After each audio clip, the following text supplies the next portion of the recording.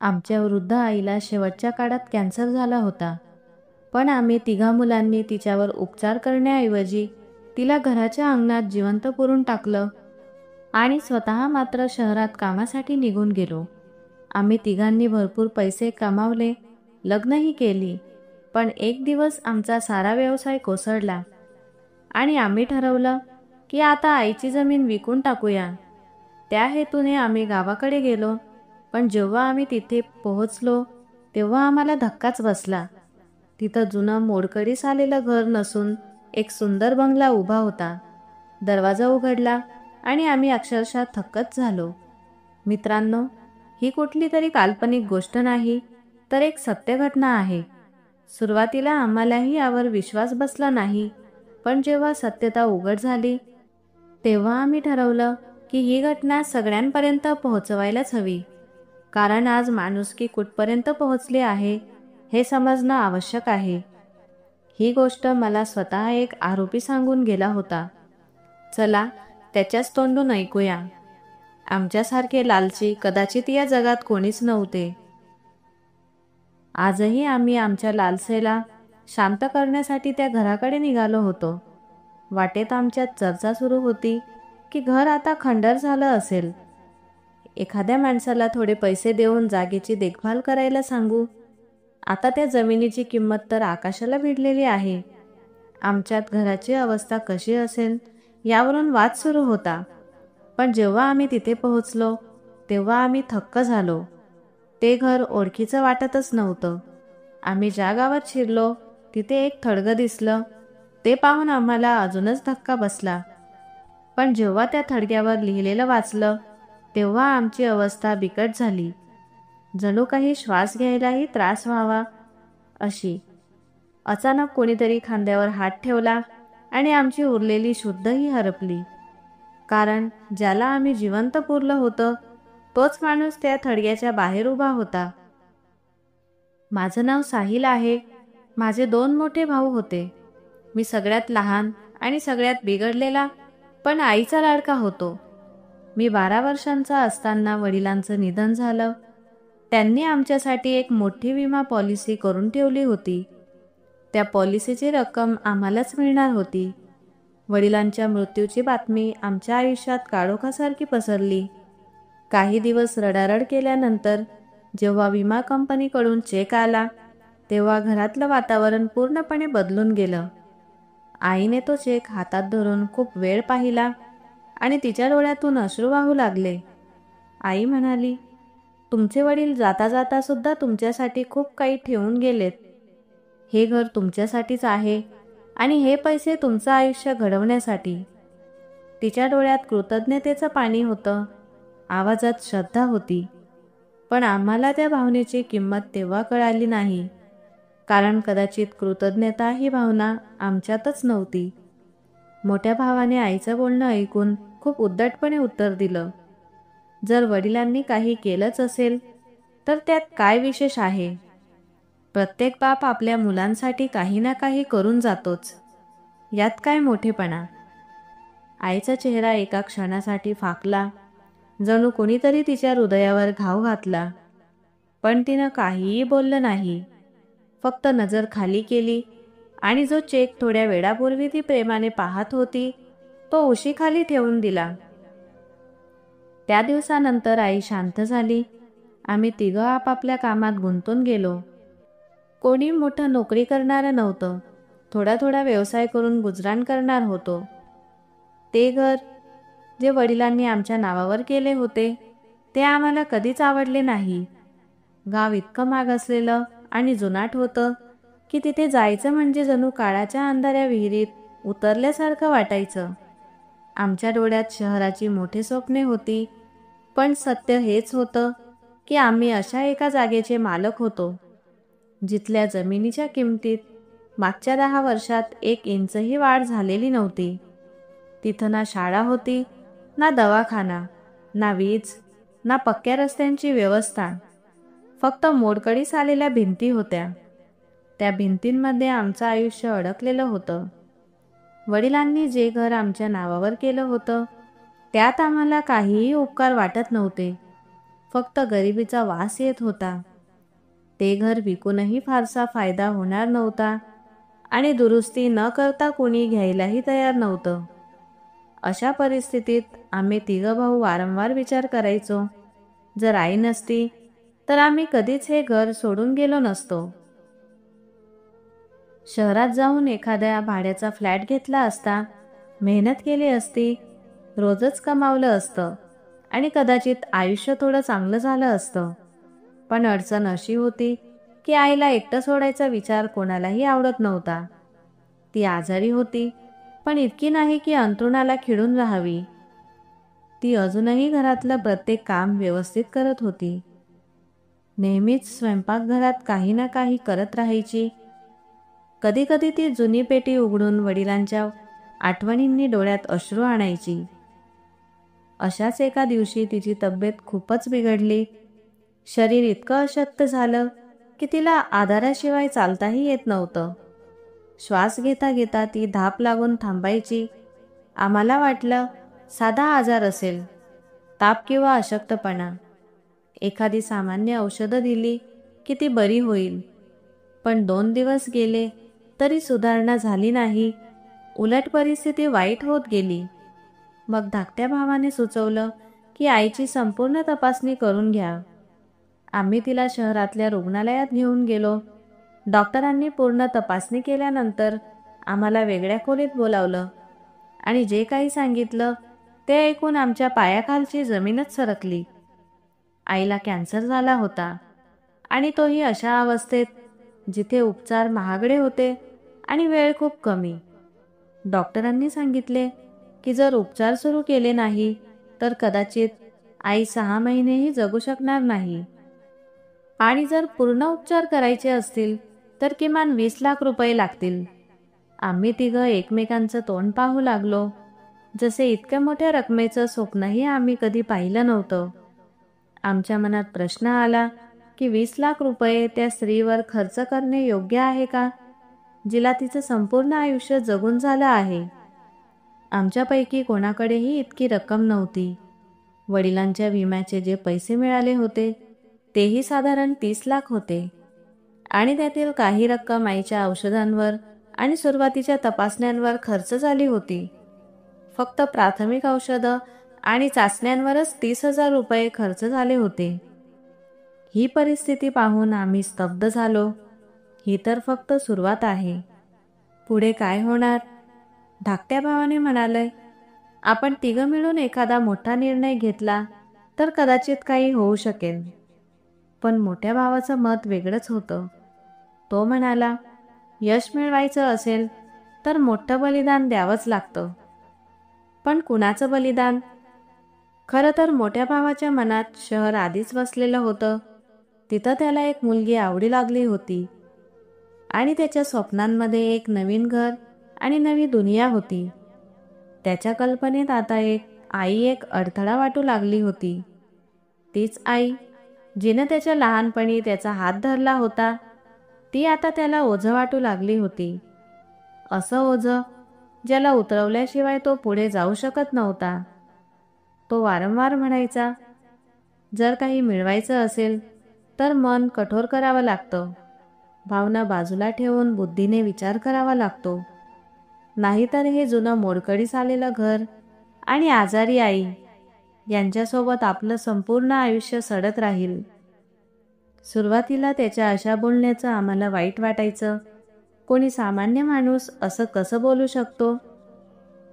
पण जेव्हा त्याने हीच गोष्ट पुन्हा पुन्हा सांगितली आणि आम्ही आईला वेदनेत तडफडताना पाहिलं, तेव्हा कुठेतरी मनाच्या एका कोपऱ्यात हा विचार उमटू लागला की कदाचित तो खरंच बरोबर बोलतोय.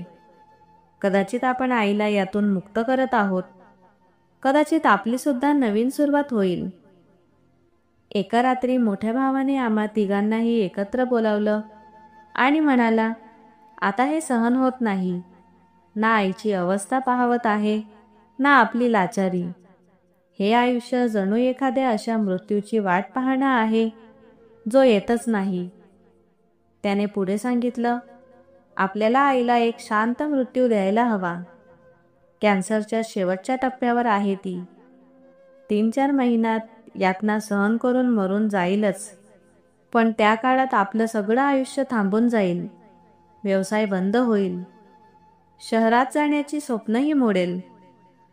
त्यामुळे यापूर्वीच तिला मुक्तता देणं योग्य आहे. म्हणजे तिलाही शांती मिळेल आणि आपल्यालाही. मधल्या भावाने सुरुवातीला थोडी काचकूच दाखवली, पण नंतर त्यानेही होकार दिला. माझ्या मनात एक विचित्र अस्वस्थता होती. मी म्हटलं, नको, आपण असं काही करणार नाही. हे चुकीचं आहे. फार मोठं पाप आहे. पण माझा स्वर इतका कमजोर होता की त्यांना थांबवू शकला नाही. मोठा भाऊ म्हणाला, तू खूप भावुक होतो. हा वेळ भावना दाखवण्याचा नाही. जेव्हा आपण शहरात पोहोचू तेव्हा सगळं विसरून जाशील. मग ना हे घर आठवेल ना आई. त्या दिवशी दुपारी आई कपडे वाळत घालायला गच्चीवर गेली होती. मी खाली होतो. मधला भाऊ भांडी धुत होता आणि मोठा भाऊ आईच्या मागे गच्चीवर गेला होता. नक्की काय झालं ते माहीत नाही. काही वेळाने जोरात आवाज आला. मी धावत बाहेर गेलो. आई जमिनीवर बेशुद्ध पडली होती. चेहरा जखमी झाला होता. शरीर निशब्द. मी ओरडलो, आईला काय झालं? कशी पडली? मोठा भाऊ धापा टाकत म्हणाला, माहीत नाही, कदाचित पाय घसरला. मी जवळ जाऊन पाहिलं. आईच्या नाकावर हात ठेवून पाहिलं. खूपच हलका श्वास चालू होता. मी ओरडलो, आई जिवंत आहे. लवकर तिला रुग्णालयात घेऊन जाऊया. पण मोठा भाऊ ओरडून म्हणाला, रुग्णालयात नेऊन काय उपयोग? डॉक्टरांनी सुद्धा सांगितलं होतं की काहीच होणार नाही आता. मृत्यू जवळच आहे. तिला शांतीने जाऊ दे. शांतपणे हे संपवूया. मधला भाऊही मान हलवत बसला. जणू सगळं आधीच ठरवलेलं होतं. मी स्तब्ध झालो. माझं तोंड बंद झालं होतं. जणू माझ्या शरीरात जीवच राहिलेला नव्हता. तीच आई, जिने आमचं बालपण सावरलं, जिच्या आशीर्वादाने आपण उभे राहिलो, आता तिचा दफनविधी सुरू होत होता. मोठा भाऊ म्हणाला, जर नातेवाईकांना बोलावलं तर गोष्ट सर्वत्र पसरेन. खर्च वेगळा आणि लोकांच्या कुजबुजी वेगळ्या. आणि आईचं तर हेच म्हणणं होतं की तिला तिच्या नवऱ्याने बांधलेल्या घराच्या अंगणातच पुरावं.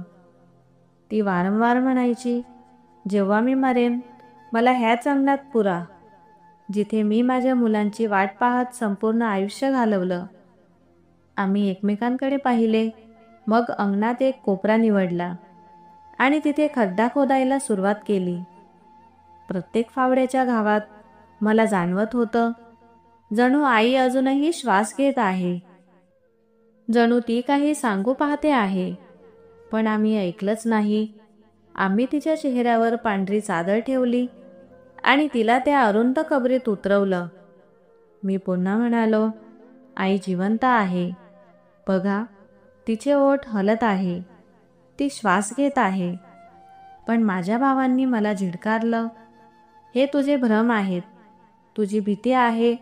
तुझी कमजोरी आहे. सोडून दे हे सगळं. आई आता आपल्यात नाही. आणि आम्ही आमच्या आईला जिवंत पुरून टाकलं. ना कोणी नातेवाईकांना बोलावलं, ना कुठली अंतिम क्रिया केली. फक्त कबरीवर माती टाकली, घराला कुलूप लावलं आणि आम्ही तिघं शहराकडे रवाना झालो. पहिले 2-4 दिवस मन खूप अस्वस्थ होतं. रात्री झोप लागत नव्हती. आईचा आवाज कानात घुमायचा. जणू ती हाक देत आहे. जणू तिचे डोळे अजूनही त्या अंगणातल्या मातीखाली बंद आहेत. पण जेव्हा शहराची चकाकी बघितली, तिथल्या रोषणाईत स्वतःची स्वप्न पूर्ण होताना पाहिली, तेव्हा ते ओझे थोडे हलके झाले. ते दुःख धुसर होऊ लागले. ती कबरही आता आठवणीतून पुसू लागली. कदाचित हाच जगायचा नियम आहे. इथं नाती आठवणीवर नाही तर स्वार्थावर चालतात आणि जगणारे मरणाऱ्यांना फार लवकर विसरून जातात. जेव्हा मोठ्या भावाने पहिल्यांदा शहरातल्या एका मुलीबद्दल सांगितलं, तेव्हा आम्हाला वाटलं नव्हतं की तो फक्त एका मुलीबद्दल नव्हे तर एका योजनाबद्ध उद्दिष्टाबद्दल बोलतोय. ती मुलगी एका श्रीमंत कुटुंबातील होती, देखणी, आकर्षक आणि वागणुकीने राजकन्येसारखी. ती एकटी नव्हती, तिच्या 2 बहिणी होत्या, ज्या सौंदर्य आणि स्वभावात तिच्या इतक्याच होत्या. त्यांचे वडील एक मोठे व्यापारी होते, जे बहुतेक वेळा देशाबाहेर असायचे. त्यांच्या आईचं काही वर्षांपूर्वी निधन झालं होतं, त्यामुळे त्या तिघी बहिणी एका मोठ्या घरात राहत होत्या, जिथं नोकर-चाकरांची वर्दळ चालूच असायची. जेव्हा आम्हाला कळलं की भाऊ त्या बहिणींशी ओळखीत आहे, तेव्हा आम्ही आश्चर्यचकित झालो. पण परिस्थिती अशी फिरली की आम्हीही त्या वाटेवर निघालो. मोठ्या भावाने सर्वात मोठ्या बहिणीशी लग्न केलं आणि काही महिन्यात आम्हा दोघांनीही उरलेल्या 2 बहिणींशी लग्न केलं. लग्न शांतपणे पार पडली, पण आम्हाला त्यात काही अडचण नव्हती, कारण ती लग्न आमच्यासाठी फायद्याची ठरत होती. त्यांच्या पैशांनी आम्ही आमचा पहिला व्यवसाय सुरू केला, एक लहानशी कापडाची दुकान. आम्ही तिघं भावंड एकत्र मेहनत करू लागलो. आमच्या पत्नी गृहिणी होत्या, पण त्यांच्या सौंदर्याने आणि सौम्य वागणुकीने त्यांनी मन जिंकून घेतलं. थोड्याच काळात व्यवसाय वेगात वाढू लागला. दुसरी दुकान घेतली, मग एक छोटा गोदाम उभारला. काही मित्रांसोबत व्यवसाय सुरू केला आणि पाहता पाहता 1.5 वर्षात आमच्याकडे घर, गाडी, दुकान आणि पैसा होता. आम्हालाच वाटू लागलं की इतकी वर्ष गावात राहून आम्ही एवढा संघर्ष का केला. जणू काही एक सावली होती जी आम्हाला रोखून ठेवत होती. पण गाव सोडल्यानंतर आणि आईचं ओझं उतरवल्यावर सारं काही चांगलं व्हायला लागलं. जणू नशिबानं आम्हाला मिठीत घेतलं. शहरातलं जीवन रंगीबिरंगी होतं. स्त्रिया देखण्या, रोज नवे कपडे, नवं जेवण. जीवन सोपं वाटू लागलं. आम्हाला आठवतही नाही की आईच्या कबरीवर शेवटचे कधी गेलो होतो किंवा तिची आठवण कधी आली होती. पण काळ एकसारखा राहत नाही. आम्ही ज्या घरात राहत होतो ते एक महालासारखं भासत होतं. पण एक दिवस अचानक कळालं की ते घर त्या महिलांचं नसून त्यांच्या एका नातलगाचं आहे आणि तो परत येतोय. त्यामुळे आम्हाला त्वरित घर रिकामं करावं लागेल. सुरुवातीला विश्वास बसला नाही, पण जेव्हा कायदेशीर नोटीस मिळाली तेव्हा आम्ही हताश होऊन ते घर सोडलं आणि एका छोट्याशा फ्लॅटमध्ये आलो. 3 पत्नी, 3 कुटुंब आणि एक छोटा फ्लॅट. इथं श्वास घेणंही कठीण वाटू लागलं. त्या सर्व सुविधा ज्या पूर्वी होत्या, हळूहळू आमच्यापासून हिरावून घेतल्या गेल्या. ज्या व्यवसायात घसरण झाली, जो गोदाम नफा देत होता, तो आता तोटा देऊ लागला.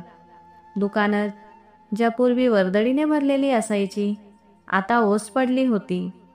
ग्राहक आले तरी आम्हापैकी कुणालाही त्यांच्याशी बोलायची इच्छा नसायची. आम्ही तिघांचाही एकच व्यवसाय होता. प्रत्येक गोष्टीवर भांडण होऊ लागली. कोणी काही बोललं की दुसरा त्याचा विरोध करायचा. सल्ला दिला तर टोमणा ऐकायला यायचा. दिवसेंदिवस भांडण वाढत गेली. सुरुवातीला आवाज चढू लागला, मग दरवाजे बंद होऊ लागले. हळूहळू त्या 3 बहिणींमध्येही दुरावा यायला लागला. कोणीतरी म्हणायचं, दुसरी बहीण सासरच्या लोकांशी जास्त जवळीक करत आहे. कोणीतरी म्हणायचं, पतीच्या सांगण्यावरून आपल्या रक्ताशी दुरावा केला आहे. आणि अशा गोष्टींमुळे त्यांच्या नात्यांमध्ये ताण निर्माण झाला आहे. आम्ही 3 भाऊही एकमेकांपासून दुरावत गेलो. घरातलं वातावरण बिघडलं. बायका बोलणं बंद करू लागल्या. आमचं बोलणं कटुतेने भरलं. जो व्यवसाय पूर्वी आम्हाला जोडून ठेवत होता, तोच आता आमच्यातील फाटा पाडू लागला. असं वाटू लागलं की 4ही बाजूंच्या भिंती आम्हाला घेरत आहेत. फ्लॅटची छप्पर खाली येत असल्यासारखी वाटू लागली. बायकांच्या बोलण्यात टोमणे आले. भावांच्या नजरेत परकेपणा आला. कधी मध्यरात्री झोपेतून जाग येते तेव्हा आईची ती शेवटची झलक आठवते. जेव्हा ती श्वास घेत होती आणि मी म्हणालो होतो की ती अजून जिवंत आहे, पण माझ्या भावांनी म्हणलं, श्वास आता काही क्षणांचीच मेहमान आहे, तिचं मरण निश्चित आहे, म्हणून यातली वेदना कमी करून टाक. आणि आता जेव्हा एखादा आजारी माणूस मरताना पाहतो तेव्हा वाटतं कदाचित आईही अशाच वेदनेत होती, पण आम्ही तिला गाडून टाकलं, जिवंत असताना गाडून टाकलं. कधी वाटत की ओरडून सगळ्यांना सांगावं, आपण खूप मोठी चूक केली आहे, पण मग मनात एक भीती दाटते की हे गुपित उघडलं गेलं तर सगळं काही संपेल, तो व्यवसायही उरणार नाही जो आता फक्त कागदावर उरला आहे, ती इज्जतही संपून जाईल जिला कधी काळी कुणाच्या डोळ्यात मान होता. आणि मग एक दिवस मोठा भाऊ, जो कधी काळी सगळ्यात मजबूत होता, तो बिहारला गेला. त्याने मला सांगितलं, असं वाटतंय आईचा शाप लागला आहे, तिची शेवटची नजर जी आपल्यावर पडली होती तीच आता आपल्याला जाळत आहे. त्याच्याकडे बोलायला शब्द नव्हते, पण त्याच्या डोळ्यात असलेला प्रश्न आजही माझ्या स्वप्नात येतो. जणू आई विचारत असते, माझं एक श्वास घेणं तुम्हाला ओझं वाटत होतं का? मी तुम्हाला वाढवलं, जपलं, ते यासाठी की तुम्ही मला जिवंत पुरून टाका. आम्ही तिघं भावांनी एक दिवस एकमताने निर्णय घेतला, आता एकमेकांपासून वेगळं होणंच चांगलं, कारण एकत्र राहताना आपण एकमेकांसाठी विष बनत होतो. व्यापार तर आधीच बंद पडला होता, आता जे काही उरलेलं होतं तेही विखुरत चाललं होतं. कोणीच कोणाचं ऐकायला तयार नव्हतं. बायका आपापल्या मुलांना घेऊन वेगळी राहू लागल्या. संवाद थांबला. हृदयात एक खोल पोकळी निर्माण झाली होती, जी काही केल्या भरत नव्हती. वेगळं राहिल्यावर समजलं, एकटेपण हे फक्त खोलीतच नव्हे तर हृदयातही उतरलं होतं. आता एक आजारपणानं कंबर मोडली होती. ज्या बायका कधी श्रीमंती आणि सुखाच्या स्वप्नांनी घरात आल्या होत्या, त्या आता दिवसभर तक्रारी करत होत्या. मुलं प्रश्न विचारत होती, आधी आपल्याकडे एवढं होतं, आता आपण कुठे आलो? आणि त्या प्रश्नांचं उत्तर कोणाकडेच नव्हतं. त्याच दिवशी मोठ्या भावाने सगळ्यांना बोलावलं आणि म्हणाला, आता वेळ आली आहे की आपण तो निर्णय घेऊ जो आपल्याला खूप आधीच घ्यायला हवा होता. गावातली जमीन आणि जुनं घर विकून टाकू, जे पैसे मिळतील ते तिघात वाटून घेऊ आणि मग आपापली वाट निवडू. सगळ्यांना वाटलं हीच योग्य वेळ आहे, कारण एकत्र राहून काहीही मिळत नव्हतं, तर वेगळं होऊन तरी आपलं नशीब आजमावूया. एक जुनी जीप बुक केली. आम्ही तिघं भाऊ आपापल्या बायका आणि मुलांना घेऊन गावाकडे निघालो. बायकांना सांगितलं, तुम्हाला आमचं गाव दाखवतो, जिथे आम्ही वाढलो. काही आठवणी शेअर करूया, कदाचित मन हलकं होईल. शहराच्या गोंगाटातून निघून शेतांकडे प्रवास सुरू झाला. रस्ताभर जुन्या आठवणींमध्ये हरवलो होतो.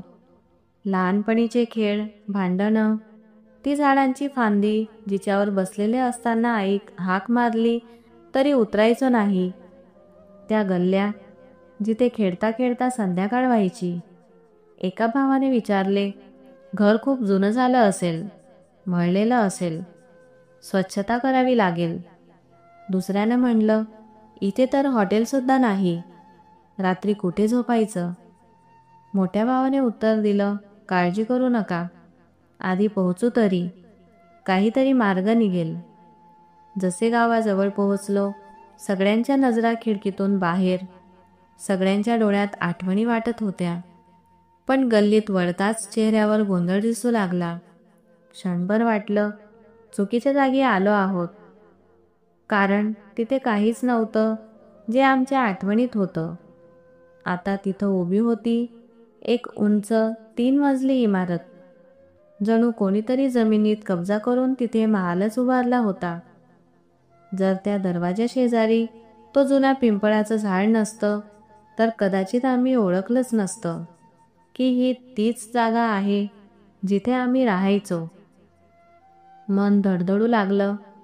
गाडीतून उतरताच सगळ्यांनी एकमेकांकडे प्रश्नार्थक नजर टाकली. घराचा पूर्ण चेहरामोहरा बदलला होता. दरवाजा उघडाच होता. कदाचित कोणीतरी आत होतं. आम्ही थोडे संकोचात आत गेलो. आत पाऊल ठेवलं आणि समोरचा देखावा पाहून श्वास थांबला. तिथे एक संगमरवरी कबर होती आणि त्यावर कोरलेले शब्द वाचून आम्ही हादरलो. इथे मी नाही, इथे माझी 3 मुलं जिवंत पुरले गेले आहेत. क्षणात सगळे थिजून गेले. डोळे कोरडे झाले. आवाज बंद. श्वास थांबले. समजेनासं झालं की हे खरं आहे की स्वप्न. आईची ती कबर जी आम्ही कधी बांधलीच नव्हती, आज तिथे होती. केवळ होतीच नाही तर जणू बोलत होती. आमच्या विरुद्ध साक्ष देत होती. आम्ही भिंतींकडे बघत होतो. जमिनीवर नजर रोखलेली एकमेकांकडे पाहत विचारत होतो, हे स्वप्न आहे का? तेवढ्यात मोठ्या भावाच्या खांद्यावर कुणाचा तरी हात पडला. त्याने मागे पाहिलं आणि त्याच्या चेहऱ्यावरून सगळा रंग निघून गेला. आम्ही सगळे चकित होऊन पाहत होतो. तो कोण आहे? तो कुणीही नव्हता, तर आमच्या आईचा पहिला मुलगा ईशान, ज्याच्याबद्दल आम्हाला फक्त इतकं माहीत होतं की आईचं पहिलं लग्न झालं होतं आणि विधवा झाल्यानंतर ती आमच्या वडिलांशी लग्न करून आली होती. राकेश, ज्याच्याबद्दल आम्हाला फक्त इतकं माहीत होतं की आईचं पहिलं लग्न झालं होतं आणि विधवा झाल्यानंतर ती आमच्या वडिलांशी लग्न करून आली होती. राकेश तिचा पहिला मुलगा होता, पण लहानपणीच सासरच्या लोकांनी त्याला जबरदस्तीने आईपासून दूर केलं आणि तो कुठेतरी हरवून गेला. आम्ही कधी त्याच्याविषयी खोलात जाऊन जाणून घेतलं नव्हतं, कारण आईने स्वतः ते दुःख लपवायचा खूप प्रयत्न केला होता. आम्हालाही कधी जाणवू दिलं नव्हतं की या गोष्टीमागे काही खोल जखम आहे. आम्ही समजून घेतले होते, राकेश ही फक्त एक जुनी विसरलेली आठवण आहे.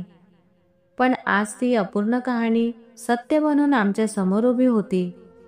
राकेशने आत्मविश्वासाने मोठ्या भावाकडे पाहिलं आणि शांतपणे म्हणाला, हो, हीच ती जमीन आहे जिथे माझा जन्म झाला होता आणि हीच ती जागा आहे जिथं तुम्ही माझ्या आईसकट तिच्या श्वासांनाही जिवंत पुरलं.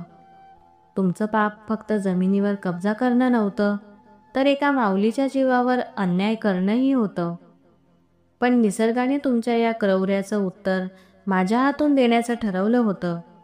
मोठ्या भावाने त्याचे हसून उडवले आणि म्हणाला, तूच आमच्या जमिनीवर कब्जा करणारा आहेस. तूच त्या बनावट कबरीवर खोटं लिहून लोकांची सहानुभूती मिळवतोयस. त्याने गंभीरतेने उत्तर दिलं, हे खोटं नाही. ही तीच सत्यता आहे जिला तुम्ही लपवलं आणि जी मी दगडावर कोरली, जेणेकरून जग पाहिल की रक्ताच्या नात्यांनी जेव्हा अमानुषपणा केला तेव्हा मातीही ओरडू लागली. तेव्हाच मागून पावलांचा आवाज आला. आम्ही सर्वांनी मागे वळून पाहिलं आणि आमच्या डोळ्यातलं आश्चर्य स्पष्ट दिसत होतं. समोर आई उभी होती. होय, तीच आई जिला आम्ही कॅन्सरची रुग्ण समजून जिवंत पुरलं होतं. तीच आई जिला आमच्या हातात तडपत असतानाही आम्ही रुग्णालयात नेण्याऐवजी अंतःकरणाच्या कब्रस्तानात पुरलं. आज तीच आई आमच्यासमोर उभी होती, सुधारलेली, सुंदर आणि शांत. तिच्या चेहऱ्यावर ना राग होता ना घृणा, फक्त एक खोल उदासी जी आमच्या छातीत काट्यांसारखी टोचत होती. आईने हळुवारपणे सांगितलं, तुम्ही मला मेली समजून निघून गेला होतात, पण त्यावेळी राकेश परत आला होता. तो मला भेटायला आला होता. जेव्हा त्याने माझी अवस्था पाहिली, त्याने मला त्या कबरेतून बाहेर काढलं, रुग्णालयात नेलं, महिनाभर उपचार करून मृत्यूच्या तोंडातून मला परत आणलं. तेव्हा मी ठरवलं, जो मुलगा मला दफन करतो त्यापेक्षा तो मुलगा जास्त मोठा आहे ज्याने मला वाचवलं. म्हणून मी सगळी जमीन, सगळी संपत्ती त्याच्या नावावर केली आणि आज मी त्याच्यासोबत आहे. त्याच्या मुलांसोबत राहते, जे मला आजी म्हणतात. तुम्ही इथे काय करायला आलात? जा इथून. काहीही उरलेलं नाही तुमच्यासाठी. मोठ्या भावाचा पारा चढला. तो ओरडला, तू कोण आमची मालमत्ता दुसऱ्याला देणारी? ह्या घरावर आमचा अधिकार आहे. हे आमच्या वडिलांचं घर आहे. त्यावर आईने जोरदार चमाट मारली आणि म्हणाली, वडिलांचं घर ते असतं जिथे मुलं आईला दफन करत नाहीत तर तिला वाचवतात. जिथं मुलं निर्दयी असतात तिथे भिंतीसुद्धा रडतात. राकेशही मागे राहिला नाही. तो पुढे आला आणि मोठ्या भावाला चापट मारली. सांग, आता तुला तुझी जमीन प्रिय आहे की तुझी आई, जिचं तू जिवंत असताना अंतिम संस्कार केलास? आमचं सगळ्यांचं अंग थरथरू लागलं. पहिल्यांदा आम्ही आईच्या चेहऱ्यावरती भावना पाहिली. दुःख, संताप, असहाय्यता आणि एक खोल निराशा, जी कधीच दिसली नव्हती. आईने आमच्याकडे बोट दाखवत झिडकारलं. माझ्या मनात जर थोडासाही द्वेष असता तर आज मी पोलिसांना बोलावलं असतं, कारण तुम्ही माझ्यावर जीवघातक हल्ला केला होता. पण मी तुम्हाला क्षमा केली, कारण मी माय आहे. पण आता माझ्या मनात काहीही उरलेलं नाही. मी तुम्हाला माझ्या हृदयातून काढून टाकलं आहे. जसं तुम्ही मला जमिनीत पुरलं, तसंच मी तुम्हाला माझ्या आयुष्यातून कायमचं बाहेर फेकलं आहे. जा इथून, नाहीतर कायद्याला पुन्हा आठवण करून देईन तुमच्या गुन्ह्याची. राकेशने आमच्याकडे टाकून पाहिलं तिरस्काराने आणि म्हणाला, हो, बोलवा पोलीस. पण लक्षात ठेवा, मी इथल्या पोलीस विभागाचा सहाय्यक उपनिरीक्षक आहे. तुमचं सगळं कृत्य माझ्याकडे नोंदवलेलं आहे. जेलमध्ये घालवायला वेळ लागणार नाही. हे ऐकून आमच्या पायाखालची जमीन सरकली. डोळ्यातून लाजेचे अश्रू वाहू लागले. शब्द हरवले. आईच्या पायांवर पडायचीही ताकद उरली नव्हती. एकमेकांच्या चेहऱ्याकडे पाहिलं आणि शांतपणे गाडीत बसून परत निघालो. पत्नी म्हणत होत्या, माफी मागा आईकडे, त्यांचं मन जिंका, तुमचे हक्क परत मिळवा. पण आम्ही काय सांगितलं असतं? आईच्या हृदयातून आम्हाला कधीच बाहेर फेकून दिलं गेलं होतं. शहरात तर परतलो, पण आता तो शहरही परका वाटू लागला. व्यवसाय आधीच संपला होता. आता कष्टमजुरी करून पोट भरायची वेळ आली होती. मुलं हट्ट करायची, पण आम्ही शांतच होतो. कारण आता कळून चुकलं होतं. आमचं आयुष्य कोसळलं, त्याचं कारण कोणी दुसरं नव्हे, आमचीच बेफिक्री होती. ज्या दिवशी आम्ही आईला जिवंत पुरलं, त्या दिवशी आमचं नशीबही मरण पावलं. जोपर्यंत आईचं मन वितळत नाही, जोपर्यंत तिच्या डोळ्यात आमच्यासाठी प्रेम दिसत नाही, जोपर्यंत आईचा हात आपल्या डोक्यावर नसतो, तोपर्यंत आपण कितीही कमावलं तरी इज्जत कधीच मिळत नाही. दिवस जात गेले, पण मनावरचं ओझं हलकं झालं नाही.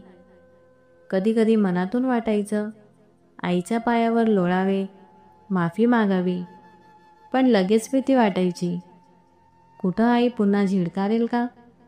आजही आम्ही त्याच कॉलनीत एका छोट्याशा भाड्याच्या खोलीत राहतो, काम करतो, पण फक्त या आशेवर जगतो की कधी ना कधी आईचं मन वितळेल आणि ती आम्हाला माफ करेल. या सगळ्या गोष्टींमधून एक गोष्ट शिकायला मिळाली, जगातली कुठलीही श्रीमंती आईच्या आशीर्वादापेक्षा मोठी नाही. आईच्या पायाखाली स्वर्ग असतो, ही फक्त म्हण नाही, ही एक सत्यता आहे. ज्याने हे समजलं, त्याला या जगातही यश मिळालं. आणि त्या पल्ल्याडही आम्ही आईच्या डोळ्यात अश्रू पाहिले होते, पण त्या अश्रूंमुळे आम्हाला कधीच समाधान मिळालं नाही आणि कदाचित आता कधीच मिळणार नाही. कारण एकदा का आईचं हृदय तुटलं, तर या जगातली कुठलीही ताकद ते पुन्हा जोडू शकत नाही. आई ती असते जी रात्री झोपत नाही, फक्त आपल्यासाठी जागते, जी उपाशी राहते पण आपल्याला पोटभर जेवायला घालते, जी स्वतःचा त्रास लपवते पण आपल्याला फक्त हसू आणि सुख देते. पण आपणच बहुतेक वेळा त्या आईला दुर्लक्षित करतो, तिच्या बलिदानांना विसरतो. ईश्वर देखील आपल्या प्रेमाची तुलना आईच्या प्रेमाशी करतो आणि म्हणतो, मी माझ्या भक्तांवर त्यांच्या आईपेक्षा जास्त प्रेम करतो. ही तुलना एकटीच पुरेशी आहे आईच्या स्थानांचं महत्त्व समजण्यासाठी. आम्ही मात्र फक्त एका आजारामुळे आणि तिच्या कमजोरीमुळे आईला मरायला सोडलं. फक्त एवढं कारण होतं की ती आता आम्हाला ओझं वाटू लागली होती. तीच आई जी प्रत्येक संकटात आमच्या पाठीशी उभी राहिली, जी आमच्यासाठी हात जोडून देवाजवळ प्रार्थना करत होती, जिच्या हातात आशीर्वादांची शक्ती होती, तीच आई आम्ही जिवंत असताना पुरून टाकली, पण निसर्गाला तिचं जीवन अजून उरलेलं होतं. त्याने तिला वाचवलं, त्या मुलाच्या रूपानं ज्याला लहानपणीच तिच्यापासून दूर केलं गेलं होतं, ज्याने तिच्या मांडीचा ऊब गमावलेला होता. तो राकेश. त्याने बदला घेतला नाही, सेवा केली, प्रेम दिलं आणि निष्ठा दाखवली. आम्ही आज लाजून खंत करून जगतो, पण आता आमच्याकडे फक्त शब्द उरले आहेत. माफी पुरेशी वाटत नाही. आईची नाराजी ही अशी असते की ती ना या जगात शांतता देते, ना त्या जगात मुक्ती. आमची ही कथा प्रत्येक मुलासाठी एक धडा आहे. कधीही त्या आईला सोडू नका, जिच्या रक्ताने, अश्रूंनी आणि प्रेमाने तुम्ही घडले, जी तुमच्यासाठी संपूर्ण जगाशी लढली. तुम्हाला जर आयुष्यात काही चांगलं हवं असेल तर फक्त एकच करा, आईची सेवा करा. तिचे पाय धरून तिचा आशीर्वाद घ्या. कारण एक दिवस असाही येऊ शकतो जेव्हा तुमच्याकडे फक्त पश्चाताप उरेल आणि काहीच नाही. मित्रांनो, ही होती आजची कथा. ही कथा तुम्हाला कशी वाटली हे खाली कमेंटमध्ये नक्की कळवा. जर कथा आवडली असेल तर व्हिडिओला लाईक करा आणि या यूट्यूब चॅनलला सबस्क्राईब करा, जेणेकरून पुढील गोष्टी तुम्हाला लगेच मिळतील. आपण पुन्हा भेटूया एका नवीन कथेसह. धन्यवाद.